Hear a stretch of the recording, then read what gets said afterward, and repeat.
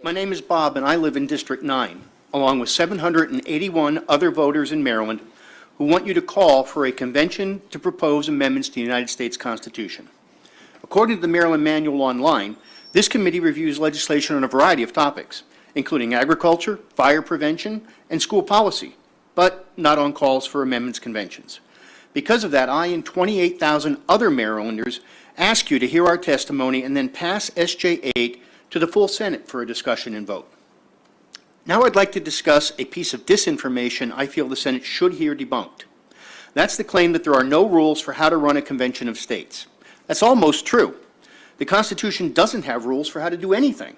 It's a framework, not a cookbook.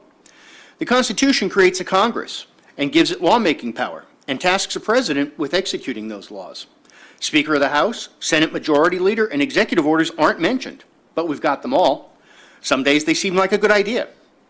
The Constitution says we need a Supreme Court, but that's pretty much it. To quote constitutional scholar David Barton, John Roberts at a card table with a candle meets the constitutional requirement for a Supreme Court. And yet we've got a Supreme Court, and it rivets our national attention for weeks every time we elect a president. Maybe a few rules would have been a good idea there.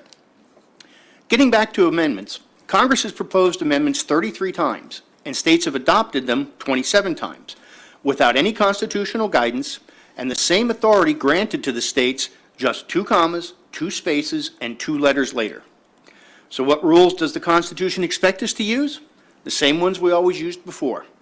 The framers were well aware of how to make laws, how courts operate, and how to hold conventions of states. You're hearing testimony today about multiple conventions of states that we've already held in the U.S. The one we're asking you to call today will do the same thing, the same way, one more time. I'm here live in Philadelphia at the Tomb of the Unknown Soldier. When you hear the phrase lives, fortunes, and sacred honor, these are the folks we should think of, those who anonymously gave their lives. Well, today you have a chance to volunteer. You need to volunteer for conventionofstates.com, the movement that's going to save the country. These folks are willing to step up and give everything. We need you to give just a little bit. Go to conventionofstates.com and volunteer today.